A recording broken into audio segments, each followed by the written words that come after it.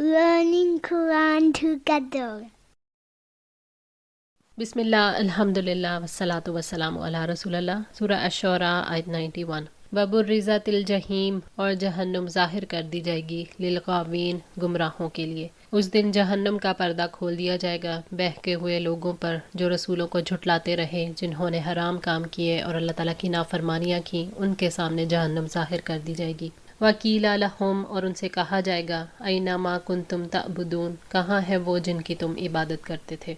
यानी क़यामत के दिन गैर अल्लाह के पुजारियों से पूछा जाएगा कहाँ है तुम्हारे झूठे माबूद जिनकी तुम इबादत करते थे। मिन दूनिल्लाहि, अल्लाह के सिवा। हल यंसुरूनकुम, क्या वो तुम्हारी मदद कर सकते हैं। औ यंतासिरून, या बदला ले सकते हैं। बुतों के बारे में लोगों का ये आम ख्याल है कि वो नफ़ा पहुँचाने और नुकसान देने की कुदरत रखते हैं। अल्लाह ताला ने यहाँ नफ़ा और नुकसान पर उनकी बेइख्तियारी को आखिरत के मंजर में रखकर समझाया है ताकि लोग इबरत हासिल करें। यहाँ बुतों की मदद से मुराद अजाब को टाल देने के लिए मदद है। बुतों के बचाव से मुराद उनका खुद अपनी ज़ात को अजाब से बचा लेना है।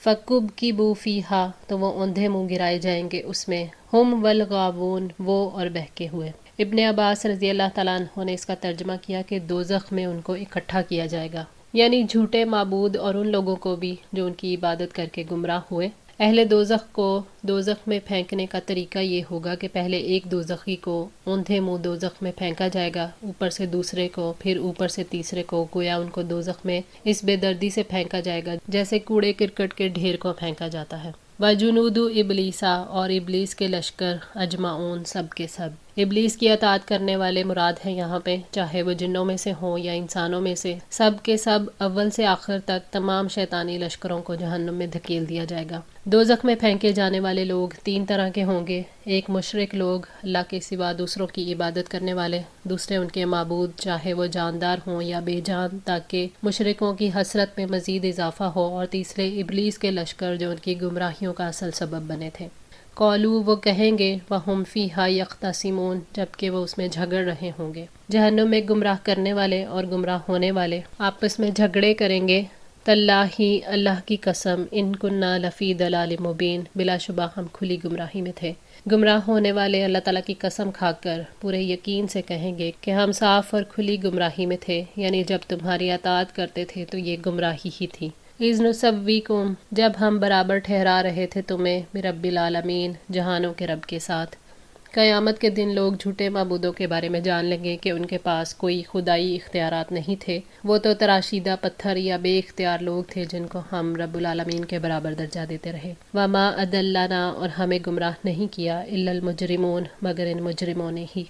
क़यामत के दिन अपने रहनुमाओं के बारे में लोग ये जान लेंगे कि इन ही मुजरिमों ने हमें गुमराह किया था, जिनके बारे में कभी सोच भी नहीं सकते थे कि ये हमें रब से दूर ले जाने वाले, गुमराह करने वाले हैं। हशर के मैदान में उनका जुर्म खुल जाएगा। अल्लाह ताला ने उसी की वजाहत फरमाई है। वक़ालू रब्बना इन्ना अतअना सादतना व कुबराअना फ़अदल्लुना सबीला, और कहेंगे, ए हमारे रब, यकीनन हमने अपने सरदारों और अपने बड़ों की अताअत की तो उन्होंने हमें सीधे रास्ते से गुमराह कर दिया। सूरह अल-अहज़ाब 67। फ़मा लना मिन शाफ़िईन, बस अब हमारे लिए कोई सिफारिश करने वालों में से नहीं। हशर के मैदान में इंसान कहेंगे कि अब कोई हमारी सिफारिश करके, हमें डिफेंड करके अजाब से बचाने वाला नहीं है। वला सदीकिन हमीम, और ना कोई गहरा दोस्त, यानी कोई हमारा करीबी दोस्त नहीं है जो हमें अल्लाह के अजाब से छुड़ा ले। हशर के मैदान में इंसान पर यह खुल जाएगा कि कोई जिगरी दोस्त काम आने वाला नहीं है। अल्लाह ताला ने फरमाया, अल अखिल्लाउ यौमइज़िन बअदुहुम लिबअदिन अदुव्वुन इल्लल मुत्तकीन, तमाम दोस्त उस दिन एक दूसरे के दुश्मन होंगे सिवाय मुत्तकी लोगों के। सूरह ज़ुख़रुफ़ 67। फ़लौ अन्ना लना, बस काश के ये होता हमारे लिए, कर्रतन, एक बार पलटना, फ़नकूना मिनल मुमिनीन, तो हम मोमिनों में से होते। हशर के मैदान में हकीकत खुल जाने के बाद ये तमन्ना होगी कि काश एक बार दुनिया में जाना हो जाए तो मोमिन बन जाए। इन्ना फ़ी ज़ालिका लआयातिन, बिलाशुबा इसमें यकीनन एक निशानी है। वमा काना अक्सरुहुम मुमिनीन, और उनमें से अक्सर ईमान लाने वाले नहीं हैं। यानी इब्राहीम अलैहिस्सलाम के वाक़े में निशानी है कि अल्लाह के सिवा कोई इबादत के लायक नहीं, लेकिन निशानियाँ आने के बावजूद अक्सर लोग ईमान नहीं लाते। व इन्ना रब्बका लहुवल अज़ीज़ुर रहीम, और बिलाशुबा आपका रब यकीनन सब पर गालिब, नहायत रहम वाला है। ابراہیم علیہ السلام کے واقعے سے یہ ثابت کیا گیا کہ رب العالمین کا ہی غلبہ ہے، وہی رحمتوں والا ہے، وہ چاہے تو انکار اور گستاخیوں پر بھی پکڑے، مہلت نہ دے، لیکن وہ اپنی رحمت کی وجہ سے موقع دیتا ہے۔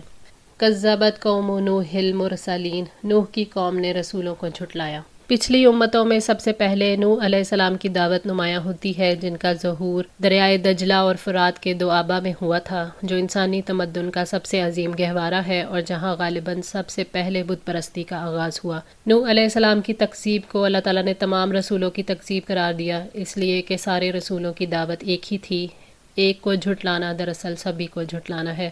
اذ قال لہم، جب کہا انہیں، اخوہم نوح، ان کے بھائی نوح نے، الا تتقون، کیا تم ڈرتے نہیں ہو؟ یعنی جب ان کے نسبی بھائی نوح علیہ السلام نے انہیں اللہ کی طرف بلاتے ہوئے کہا، کیا تم بتوں کی عبادت سے نہیں بچو گے؟ کیا تم اللہ کے لیے اپنی عبادت کو خالص نہیں کرو گے؟ انی لکم رسول امین، یقیناً میں تمہارے لیے امانت دار رسول ہوں۔ نوح علیہ السلام نے قوم کے سامنے یہ وضاحت اس لیے کی کہ انہیں یقین آ جائے کہ میں جو بات کر رہا ہوں وہ ایک پیغام ہے، اس کے پہنچانے میں نہ کمی کر رہا ہوں، نہ اضافہ، نہ دھوکہ دے رہا ہوں، نہ کچھ چھپا رہا ہوں۔ یہ پیغام امانت ہے اور پہنچانے والا رسول امین ہے۔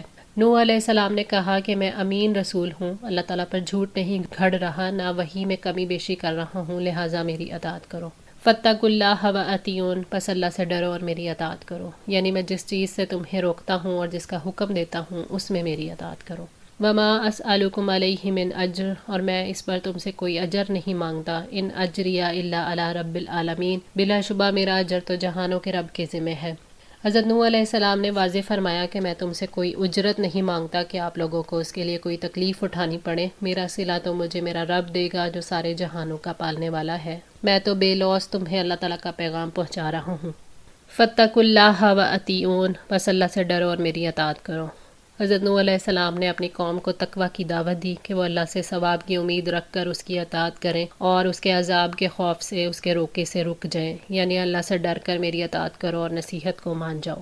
آج کے لیے اتنا ہی، دعا ہے اللہ تعالیٰ ہماری اس کوشش کو قبول فرمائے، ہماری غلطیوں کوتاہیوں کو معاف فرما کر ہماری اصلاح فرمائے۔ جزاکم اللہ خیر، والسلام علیکم ورحمۃ اللہ وبرکاتہ۔